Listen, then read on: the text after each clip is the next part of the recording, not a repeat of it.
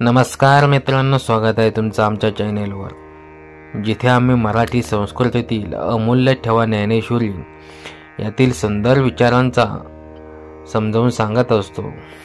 आज आपण दुसऱ्या अध्यायातील 31व्या ओवीचा अर्थ समजून घेणार आहोत. मित्रांनो, व्हिडिओला पुढे जाण्याआधी पहिल्यांदा आपल्या चॅनेलला सबस्क्राईब करा, व्हिडिओला एक लाईक द्या आणि व्हिडिओ शेवटपर्यंत बघा. पहिल्यांदा ओवी समजून घेऊया. देखे माता पित्र्या अर्जिती सर्वस्वे तोष पाववी जाती तिय पाठी केवी वधिजती आपुले हाती. या ओवीचा अर्थ आज आपण जाणून घेऊया. ही ओवी दुसऱ्या अध्यायातून आहे, जिथे श्रीकृष्ण अर्जुनाला कर्मयोगाने आत्म्याची अमरता याबद्दल उपदेश देतात. भगवद्गीतेच्या या भागात अर्जुन युद्धाच्या मैदानावर द्विधा मनस्थितीत आहे. तो आपल्या नातेवाईकांविरुद्ध लढण्यास घाबरतो, कारण त्याला त्याच्या मृत्यूची भीती वाटते. यावर श्रीकृष्ण त्याला सांगतात की आत्मा अमर आहे आणि देह नश्वर आहे. या संदर्भात ज्ञानदेव ही ओवी सांगतात, ज्यामध्ये माणसाच्या अज्ञानाचा आणि मायाच्या बंधनाचा उल्लेख आहे. पहिल्यांदा ओवीचा शब्दाचा अर्थ जाणून घेऊया. मित्रांनो, देखे माता पित्र्या अर्जिती या शब्दांचा अर्थ असा आहे, माणूस आपल्या आईवडिलांना आणि नातेवाईकांना खूप मानतो, त्याची पूजा करतो, त्यांना सर्वस्व मानतो. सर्वस्व तोच पाववी जाती. आपण आपलं सर्व त्यांच्यासाठी अर्पण करतो, त्यांना संतुष्ट करण्यासाठी धडपडतो. तिये पाठी केवी विजाती, पण तरीही आपण त्याच नात्यांना आपल्या कर्मांनी किंवा अज्ञानाने दुखावतो किंवा नष्ट करतो. आपुलिया हाती म्हणजे हे सर्व आपल्या स्वतःच्या हाताने म्हणजेच आपल्या कर्माने आणि अज्ञानामुळे घडतं. इथे ज्ञानदेव सांगतात की माणूस मायेच्या बंधनात अडकलेला आहे. आपण आपल्या नात्यांना, देहाला किंवा सांसारिक गोष्टींना खूप महत्त्व देतो, पण आपण आपल्या कर्मांनी आणि अज्ञानामुळे त्या नात्यांचा नाश करतो.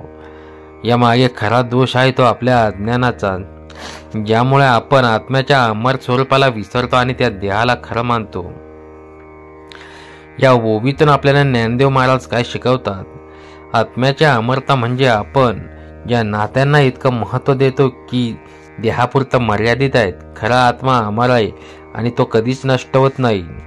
मायेचं बंधन आपण सांसारिक नात्यांमध्ये अडकतो आणि पण आपल्या कर्मांनी आणि अज्ञानामुळे तेच नाती दुखावली जातात, कारण आपल्या मायेच्या बंधनात अडकणं आपल्या कर्माची जबाबदारी. आपण आपल्या हातांनी म्हणजेच आपल्या कर्मांनी आपलं आणि इतरांचं नुकसान करतो. म्हणून कर्मयोगानुसार आपण आपले कर्म शुद्ध आणि निष्काम करायला हवी.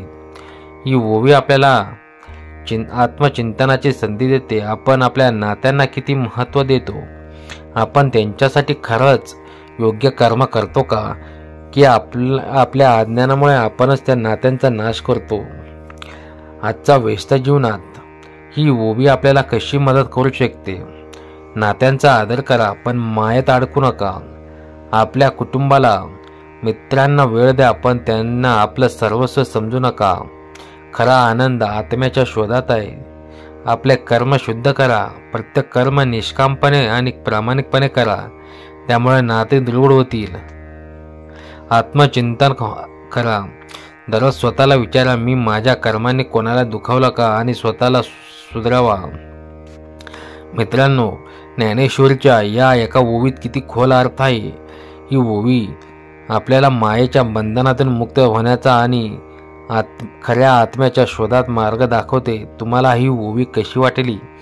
तुमच्या आयुष्यात याचा कसा उपयोग होऊ शकतो हे कमेंट्समध्ये नक्की सांगा. आणि ज्ञानेश्वरीचे असेच खजिने तुम्हाला जाणून घ्यायचे असतील तर आमच्या चॅनलला आठवणीने सबस्क्राईब करा आणि व्हिडिओला एक लाईक द्या, बेल आयकॉन दाबा आणि पुन्हा भेटू पुढच्या ओवीवर.